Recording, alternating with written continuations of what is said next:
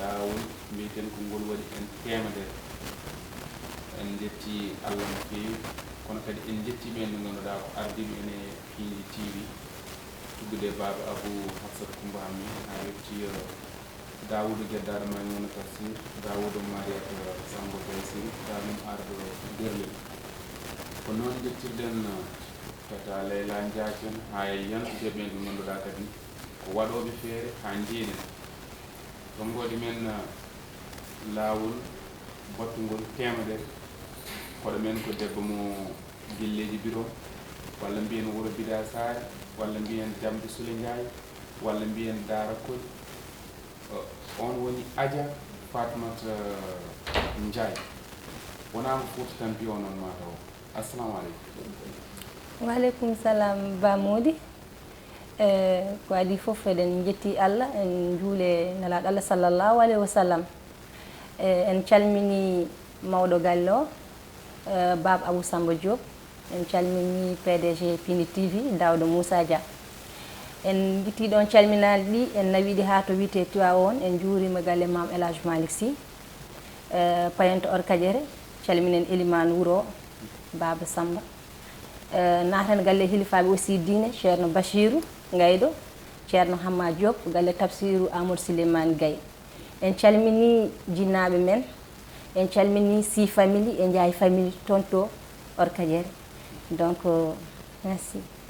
ɗum noon ko Adja Fatmata Ndiaye kono en jewtat debbo mo commune Gaabu village Samba Kontay woni Sawdata Sy kanko jawteten e émission kon ngo woni on Sawdata assalamu aleykum. Waaleykum salam Ba Mody on calmina goto fof inde mum yettode mum bandiraɓe yeewoɓe haɓoyde Piindi TV caggal yettude Allah e nelaɗo mum en jetti jinnaɓe meɗen wonɓe sababu wonde men ɗo hannde en jetti kadi oɗo invité meɗen madame Fatima Ndiaye debbo mo Orkadiéré Fatima Ndiaye noon hannde ko kanko bismiɗen ɗo e plateau hol émission holmo woni an Fatima noon en jogui cursus mo gandanɗa il faut gartanen hen bandiraɓe yeeɓoɓe beele ɓe keeɓa aperçu e makko ɗum noon ko noon wonani en beelamma tigui rigui duttoɗen joni tan koye Sawdata so wawi en artande e Fatima rew rew mum seeɗa gaga ko eɗen totta Fatima Ndiaye konngol. eyi Fatima Ndiaye ko debbo mo Orkadiéré gandanɗa wonino ancien miss département de Kanel édition 2012 wonini kadi miss cour privé édition 2013 to département de Kanel eyi haɗani ɗon woni kadi coordinatrice du mouvement kanko woni ha joni coordinatrice du mouvement politique des Amazones du premier caissière député maire de la commune de Orkadiéré eyi Fatima Ndiaye vraiment meɗen mbaɗma félicité ɗon haade meɗen ɓennude gati ko cursus député maire commune Orkadiéré mataw ko Daouda Moussa Dia. Daouda Moussa Dia exactement kanko woni député commune maire o rewi kadi toon to école élémentaire Demba Wawde Sy de Orkadiéré toon o heeɓi CFE makko haɗani ɗon to heeɓi BFM makko ko cours privé de Kanel eyi eɗen mbawi wiide rek ɗum noon o waɗi soutenance makko kanko omo ngannduɗa ko Fatima Ndiaye kadi eɗen mbaɗamo félicité no feewi ko wona ko ɗum mbela emin mbawi tan joni joni tawde haalama hol gonɗo an kam holmo woni an o a haali Sawdata haalima holko nannuma e miss e holne natɗa e miss. Ba Mody ko gonga kay miɗo dillanno ko fati miss yagal enen fulɓe ɓe kewɗen wiide ɗum jontaɗo eyyi miss yagal ngal noon holno fuɗɗiri holno ardi fuɗɗi koto wuram ɗo Saare Babam to Orkadiéré mawɓe amen ne mbaɗano organisé Oscar des vacances ari sukaɓe ne piije ɗum noon mbanmi participé nde nanmi hen ha parmi ɗon noon ƴettumi wonnoon komi gabbinoɗo ni comme janoɗo vacances mbiɗa arti mbimi mami naata Allah walli kam ƴettumi premiére défini o jooɗimi nde Allah itti kam ɗon jami Kanel mbiɗa jangga garmi e wuuro he komi koɗo yimɓeɓe jii kam mbaɗi apprécié mbiyami mbiɗa wawi nadde e miss yagal mi jala mi wi ala wawa wonde mais vu que mbiɗa jogui yiɗɓam e puusoɓe ɓe puusi kam ha Allah walli kam mbanmi toon participé élection miss départementale édition 2012 bami ɗum remporté ɗen woni nde jahami Matam mbanmi représenté notre département Allah walli kam noon ko ɗon Allah hannimi mi heɓano ɓennude Dakar ga e caggal nde wonde nde konni en 2013 école am mo gonnomi woni cours privé de Kanel waɗi organisé Miss école o mbanmi représenté classe am Allah walli kam hokki kam ndam o ƴettumi Miss cours privé de Kanel édition 2013 ko noon yaari mbela wonde Miss ene weeɓi wonde Miss solo min ene weeɓi weeɓani mi waɗa ɗum nuancé ndax ene weeɓi sa yiɗi kala ko jiɗɗa aɗa ande ɗum cuɓiɗa aɗa sohli ɗum ene welma tan sa waɗi effort seeɗa tan a yaltan hen mais kadi sa wone ko faare Miss jiya foof a nanan wona yimɓeɓe fof mbawi weltanadema a nanan critique aji nana encouragement uji yimɓe pousse ma yaltoy hen mettino début ɗo mais Allah waɗi hen sutura je remercie de passage mbiɗa waɗa remercier gonnoɗo marenam Ami Coulibaly Kanel naajo o liggotono ko mairie Kanel vraiment o walli kam o puusi kam prime ɗo weeɓano mais engagement am totti kam mi waɗi hen tappi hen tam dal Allah waɗi hen sutura wonde Miss ko jondam walla ko darde woni taay holno no suɓorto aha wonde Miss de no mbiɗa ni fawi koye suŋoji e mbaadi nene hen mbiɗum mbaadi nene hen kono aussi ene namda kadi darde nde noon kam mbiɗa wawi wiide wona à 20% walla 20/20 dal ndax hande paɗe nen ɗo a yindi to jooɗimi e plateau ɗo pim kaɓum ko paɗam ha tiiɗi mais kadi en namda culture générale woni intelligence hoore neɗɗo vraiment ɗiɗon gandal kokkitingal woni culture générale eyyi donc ɗum foof nene hen voilà kadi mbawa haalde sur scène mbawa jogade cuusal huccidde e yimɓeɓe ɗum foof ne jeeya hen donc ko ɗum tagui min mataw yimɓeɓe cuuɓi kam mbaɗoymi représenté diplôme mo jogorɗa tan wona Miss sene waɗi diplôme mo jogorɗa minen temps amen de par ce que nden min goɗɗano e jangde min gonno ko collège en lycée en mais de nos jours kam avec commission Miss Sénégal o mi sikki kam il faut jettoɗa terminal ko ɗum ɓuuri terminal walla keɓa bac ma fay dow mbawa wadde participer élection Miss o beele wonde nde Miss kadi bonnani jangde ma ala bamodi min certes hol yeɓoɓami to gonmi ɗo ene gandi min no mbami e jangde min Miss yagal wawa bonnande mi jangdam ndax min hun gardimi fof ko jangde nde yimɓeɓe ne keeɗi ham hande hol waɗoɓe mi suivre guire prof ajam guire ɓe jangiɓe guire ɓe jinnaɓam haɓe gandi min ko fate e jangde mi fijirani ɗum hay seeɗa ko ɗum yettini ham to jettimi ɗo lawol ngol juuti metti kono wonnoon tan mbiɗa yiɗi wona neɗɗo nani kam hen mbiɗo yalta hen no feewi bonnananimi hay saaha goto ene yaada ɗum noon jawtaten koye ko holno jiiruɗa scandale Miss Sénégal avec Amina Badiane gardiɗo o e Miss o mo ganduɗa ko dañɗo reedu o Fatima Jonno révélation Miss uji goɗɗi ɗi holno jiiruɗa ko gonga Bapulo ɗiɗo instant ji eɗen gandi caɗele kewino ɗo e nder leydi he gam ko fate Miss yagal ngal ko probléme mo mbiɗa ni ko Fatima Amina Badiane coordonnatrice o e wonde Miss sortante woni Fatima Dione caggal nde waɗi heeɓi couronne o ha paari haalulaji kewɗi jalti wiye o dañi accident ji waɗi noon ko élection Miss o e naggam haala ka heewi mi wawa woɗɗude hen par ce que mi tawaha kono mbawmi wasade tan ko Fatima Dione aussi mi wawa wiide kanko waɗi responsable de acte baɗɗo arrivé o mais yo andu wondi koye sukaɓe resnede sukaɓe surtout sukaɓe rewɓe weeɓani ko heddi ko noon an suko an yiiɗi Miss yagal natɗa ko heddi ko responsabilité hoorema poɗɗa jogade wona mi woni Miss tan mi udditi dame yeesam wonde Miss bonnatade debbo par ce que min dewi hen mi wawa woɗɗude hen noon par ce que mi tawaka fewuji mi tawa wax degg yalla kono tan noon ɗum ɓesiwade kono haalama hen wayno sukaɓe mbay kono yeeyateɓe ni ko gonga ko noon wiyade noon ko hallaji jalti tan so haala nanti foof a nanan so haala yanti foof a nanan kono kadi est ce que jeynoko hen est ce que yeeyanoko ni est ce que alano rokkam seeɗa pour jeyɗa hen punta jeyɗa hen an la bamodi min yimɓeɓe nenen anduɓemi goni koye plateau min komin neɗɗo joom caractère komi neɗɗo joom caractère ɓe gaddino haalis dottuma ñamda ɓe jettuma non mi heɓani ɗiɗon caɗele a meeɗani hokkede hay haalis non aɗa sa naati compétition sa waɗi remporté totteɗɗa prima wadde hadema dañde jeenari ndi est ce que ala ñoxɗuma haalis less seeɗa ala mbiɗa heɓa tan encouragement uji yimɓe félicitation ngaji yimɓe kono min mi dañani ɗeɗon caɗele so haalanɗa tigui rigui joni noon jaaten koye debbo mo Samba Kontay mi jogui namdal mi suuɗi won goɗɗum ko fawe mabɓe bisimilla voilà Adja Fatima Ndiaye min kay jinnami andude critére uji bamoɗi haali ɗum sax min jinna ko gattata ko kadi hoɗum critére uji ɓe darata e neɗɗo haɓe mbiya oɗo ko mis par ce que so tawi ko tawi min mbiɗa wawi wonde mis wonde ou bien tawi min mbiɗa wawi wonde mis ko wawi wonde mis mais mi nani wona ɗum tan tagui mis ne waɗi choisir du coup jinmi ko gattata kam hen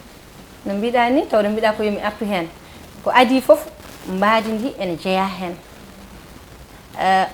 intelligence woni jogoɗa haqqitanɗagal mbawa huccidde public mbawa jaɓɓal woni posture ɗum fof e woni yaadu ndu ko hen jeeya ko heddi ko darde nde nana hen mais wona à 100% ndax debbo hande paɗe neni min woni koye plateau paɗam piimi min mi wona jool kono min mi heɓino encouragement uji yimɓe sa watti haqqille jamanuji ene ɓenni Miss Sénégal baɗo mesuré 1m65 waɗama ɗo nominé Miss Sénégal woni en 2006 Adiba elle de Matam o wona jool mais sa yi o ƴettama waɗama nommé ko Miss c'est juste omo jogui créature mbadi ndi nen ɗon ɗemgal ngal nen ɗon sikki tan bandiraɓe heɗotoɓe fi émission meɗen holno woni an on nani ko Fatima Ndiaye haali concernant critére uji ɗi gandanɗa yimɓe hewɓe ne ɗaara ɗum pour wadde choisir Miss du coup jinnami kadi ko namdadema gueɗel gotel mbaɗ a yi hoorema e ɗum ɗon manam aɗa andi enen toon Fouta so neɗɗo wine wona e élection Miss so wine waɗa posé candidature mum pour wonde Miss tan ɓe mbiyata ko an ɗum ɗo ko kecce ɓe mbaɗma découragé ɓe enen en ganda ɗum voilà famille ɗi jata hen par ce que min kono mi jinno wadde ɗum mais mbiyami ko parajam jaɓata par ce que holno ɓe jiinata ɗum ɗon joni ko jinnam ko gattana kam hen so tawi heɓat hen difficulté ji ala min kam mataw komi yahani ha national ko ɗum waɗi kam noon min kalmi ko régional kono min mi dañani hen hay caɗele gote par rapport e jinnaɓam mi dañani hen caɗele mi dañi hen encouragement uji no fewi par ce que minen to leydi amen to kala ko neɗɗo yiiɗi tawde ko ɗum yiiɗi a wallitte hen sa waɗi neɗɗo découragé tan o yahata hay nokku min mi dañani probléme uji par rapport e famille am d'accord Fatima Ndiaye mi ko coordinatrice les Amazones ko noon tigi allez joni jinnomi andude ko holno mbaɗirɗa créé oɗon mouvement les Amazones du maire député de Orkadiéré holno wonma poussé ha mbaɗa créé oɗon mouvement d'accord oɗon mouvement ko mouvement politique mouvement mo gandanɗa hoorema ko rewɓe tan goni hen mouvement o noon min guinniri ɗum ko les Amazones Amazone haali hoore mum woni debbo jamdi debbo dariɗo debbo joguiɗo yiyande ko mouvement communal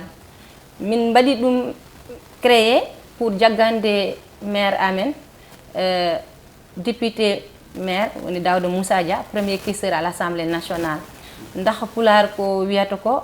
aɗa yinno hunde aɗa soyno yettima ha e koyɗe ma holno mbatta so wona kocca minen noon min dartanno ko ballowo puusowo jurum deero min keeɓi woni Daouda Moussa Dia ɗum tagui min mbaɗi jugé nécessaire min mbaɗi créé mouvement o min puusamo e nder politique he par ce que min gandi ko dariɗo sur tous les plans omo dari to banggue cellal ɓalli désenclavement commune amen toujours kadi ko jaggandemo tan somin jagganimo min jaggani ko président de la république son excellence Macky Sall min mi rewe makko presque grimi ala carte d'identité mi rewe makko grimi ala carte d'identité eyyi nden noon jaademi koye mama men mi rewa Daouda Dia en koni ha hande Allah walli kam dañi hen expérience kewɗo Allah walli kam dañi hen expérience kewɗo tigi o beɗenima o aranno hen ko beela ɗo wone dewgal ɗanni misuji en kaali mis hewani resde beela mis on wone dewgal Bamodi mbiɗa woni e dewgal tigui ko madame Guèye jooɗiɗo e plateau he hande joom gallam ko Podor Dia to wiyete Jumdonde Masina Toro eyyi mais yumma ko waɗi cosano koto wiyete Guédé village vraiment mi salmino ɗon cillogi donc min vraiment componant an tan woni miss garɗo ɗo desade heddiɓe kam ala hen desade aha de ala woni koye lawol woni miss goto garɗo ɗo desade woni koye lawol bon so ɗum yawti yiyandema e licence o foti ko waɗede retiré walla fotani hol yiyandema licence diplôme études supérieures taw waɗete retiré e systéme min solo min licence o foti waɗede ko conservé ndax eɗen gandi hande jangde nde wona hunde wemde namdi ko des moyens yimɓe ɓe potani doole donc to neɗɗo rewi ha dañi licence hay goto anda donc solo min en mbawa wadde supprimer licence o gaccen ɗon baccalauréat o donc min solo o waɗe conservé ha ɓooya ko point de vue am solo min o waɗe conservé ha ɓooya par ce que doole potani eyyi on jii caggal mum ni université publique o heew état ƴetti yimɓe watti wadde privé actuellement kadi waɗa probléme par ce que chaque année enen jogui nombre hewɓe dañoɓe bac muɗumen donc yo licence o waɗe conservé ha ɓooya holno jiruɗa kadi grève aji ganduɗa mbaɗi ɗi dumunnaji e duuɗi jangguirɗe mawɗe ɗe hol yiyandema hen hakkude sanɗaji ɗi e mawɓe leydi ndi hol yiyandema hen eyyi grève aji ɗi noon ene keewi ɗum koye université ji sénégal foof yiyama kadi hene waɗa ene watta sa yi sukaɓeɓe ne lawo tan ko hamɓen aussi eɓe jogui koɓe jiiɗi ɓe mbi haɓe jooɗe gonga mabɓe mawɓe aussi mbi en jooɗe gonga muɗumen donc foof ko yawtere mawɗo leydi ndi ministére de l' éducation kamɓe foof kaldanmi yooɓe gandu ɓeɗo ko sukaɓe kañumen goni avenir janggo o ene poti wallede kala no wawi wade ene woniri foof yo gasse tabal par ce que en jii chaque année so confrontation waɗi so grève uji ɗi mbaɗi toujours wodan hen wadɓe perde la vie ɓe dañat hen sankiɓe donc mawɓe ɓe yo mbattu haqqillaji no fewi kamɓe aussi maɓe gummo ɗo janggo ko sukaɓeɓe jogoto leydi ndi vraiment haɓe poti wallede ndax hewɓe nan ɗo so gari Dakar ngala hay kotki koɗi koye nder université he donc hayso front waɗi fort ko wiyete force de l' ordre gendarmerie walla police fota naade nder galle to ɗum mawɗo leddi on foti haalde hen yiyama image uji haaɓe naata ha nder galle to min solo min ɗum ne foti haalede ɗum no foti haalede garten koye holko nannuma e politique e hol jokkodiral ma e honorable député Daouda Dia premier questeur d' accord mi sikki mi arino hen joni mata ko briefing mi ɓeyda ha joni adi fof nanni kam e politique ko yiddam tout d' abord par ce que goto foof ne jogui yidde muɗum mbiɗa yiiɗi politique guir ala no ponmi mi haali mi wi guir mi ala carte d' identité tawmi ko tanam ne waɗa kañum ardino communauté rural mo Orkadiéré koye munum ndewammi te tanam o ummi ɗon Allah addi les frères Dia woni Harouna Moussa Dia e Daouda Moussa Dia joɓe gari wallude falde amen wallude leydi amen par ce que kamɓe nde ɓe gari nde ɓe gaddi addude ko projet ji taw ɓe gaddi ko guesse goto fof taƴane hen daña to wuuri ɓe gari e plan sanitaire ɓe gaddi ambulance uji par ce que nden minen koɗi koye jeeri a faami mais hol wonɓe waalo c' est à dire Dane Maayo en waɗi enclavé so tawi hol poɗɗo wadde accouché walla holɗum en sohli ambulance uji heewano nden neɗɗo heddo e yolde mais hande mbiɗa wawi ɗum ala e commune Orkadiéré so évacuation foti wonde tan ambulance nene gaari o kamɓe gaddi to banggue forage uji e ɓene mbaɗa joni kamɓe avant tout min jimi ko politique de développement ɓe mbaɗata ɗum tagui min dadimi mbimi mi yaada e mabɓe tant que min mbiɗa yiiɗi développement wuuram développement commune am développement Fouta Allah waɗi jaam addi ko wayno Daouda Dia en Daouda Moussa Dia mbimi yaade mum mi nangana ɗum junggo nden noon woni ƴettumi initiative wadde créer o mouvement biyete les amazones du député maire Daouda Moussa Dia pour min nanganamo min mbawi wadde mobiliser par ce que kala mbaɗowo politique ne jogui adversaire ma aussi holno waɗata ha waɗa convaincre yimɓeɓe minen min mbaɗi créer mouvement pour wadde rassemblé yimɓe min nangana président de la république sawdoto arina nani e amazone woni sukaɓeɓe beela oɗon daari darde mum e Romo Jarri ko woni élection locale pewaɗe o beela oɗon ndenti aha kay koye local paaɗen hamin ndenti hen min jawtata jamma e ñalawma hayɗo joni min ɗum jaggi kam ɗo e Dakar tan ko émission oɗo so pari joni so Allah jaaɓi joomam paami koye Fouta te somin jettima mamin joddo min jewtat min ƴeewa holno min mbaɗirta ha Allah yettina le 23 inchallahu rabbi hokka minen ndamo. holno jiiruɗa sugngoji paaɗi ɗi toon to Orkadiéré beele ɗum musata e mon? aha sumgoji payaari ɗi woni local o to Orkadiéré to hamin jogui toon adversaire amen par ce que no wirni min jawata no wawi wade fof ko adversaire kono kam mbiɗa andi inchallahu rabbi so tawi ko hewde doole hamin yettiri ɗum Allah ko wona ha wona seeɗa Daouda Moussa Dia ala mo waddete to banggue hewde doole ko commune o foof jaaɓi sa nani minen commune ami Orkadiéré waɗi ko 22 villages te kala wuuro mo natɗa omo waɗi ɗon jaloore hay goto hen e jitani eyyi ɗum Ablaye Wade ne hewno mais ɗum ko local wiya kanko minen ko nde Daouda Dia en gaari guure nane commune amen gandano ni local walla certain gueɗe ko nde frère Dia ari tan puɗɗi andude ɗum. beele aɗa jogui ambition wonde député walla ko nandi hen? si mbiɗa jogui ambition ngaji am politiquement aha par ce que hande yiyam rewɓe nan ɗon goni député ji donc vraiment mbiɗa jogui ambition ngaji am ndax sa yi rewɓe dariɓe nan ɗo ko wayna Mame Diarra Pamen Aïda Mbodji en ko exemple uji dal ɓen saɗa yiyaɓe tan a jogoto cuusal a yi ɗo ko wayno maître Aïssata Tall Sall ko ministre sa yi kon ɓeɗo aussi a jogoto cuusal donc vraiment mbiɗa jogui ambition ngaji am wonde ministre un jour walla wonde député. holno jiiruɗa politique leydi ndi manière générale kuɓtingal no jiiruɗa? eyyi manière générale kam tawde ko politique wiya en gonani présidentiel gonɗen koye local donc kalten koye 45 département du pays donc koye local paɗen min ala ko mbawmi wadde so wona wadde eranko wasade yo yimɓeɓe gandu enen foof jiidi yumma jiidi baba ndenduɗen ko Sénégal o tewi ko pays démocrate a faami donc yimɓe yo mbattu haqqillaji ɗum ɗo koko ɓennata wasa wadde hareji ƴiƴam wasa rufde yo so ñalawma o yonti goto fof yo ƴettu carte mum d'électeur waɗa un bon choix par ce que neɗɗo watta hen nommé député tan élire député tan yaha jooɗo galle muɗumen ala yo liggo commune mum yo liggo département muɗum era gardi hen ha ɗo sawdoto saɗa jogui namdal keddorɗen ko hojomaji tati keddorɗen. no min kay jiɗnam tan ko artude e ko min mbaɗma félicité e ko gandanɗa hoorema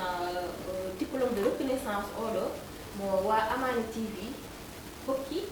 baamoji vraiment minen mbaɗma félicité par ce que ɗum ɗo wona hunde werde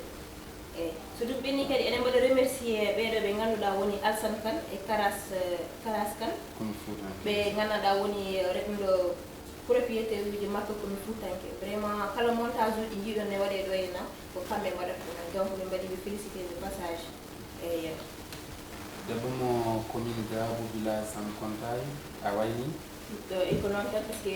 min taƴi yankudinam ne wayno ariɗo haala noon tigui rigui Adja Fatimata Ndiaye mo Orkadiéré kongol mbayni mbayni ko adi foof mi jarno yeɓannoɓe en ɗo e Pindi TV mi jarno joom gallam Prince Gueye mi wiyatamo Dou Koko weeɓani ko gorko baɗɗomi soutenir e jangdam Dou Koko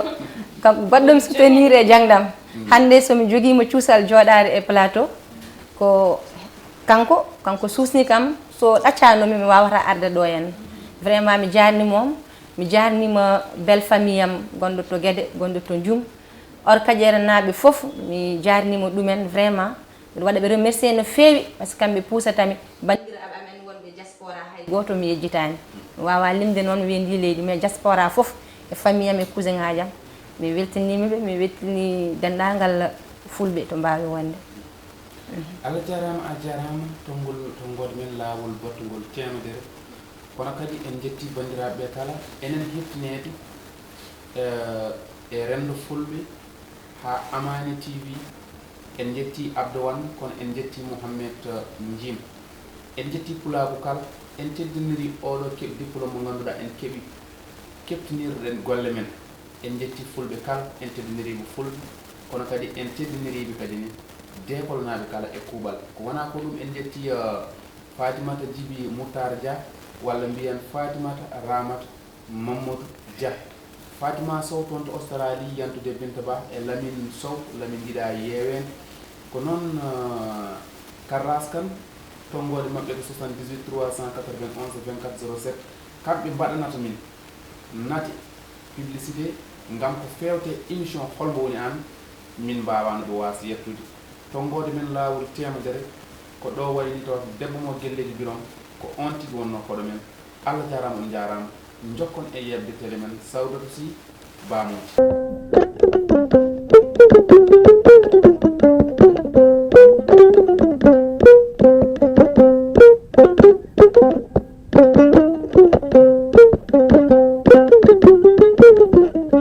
Thank you.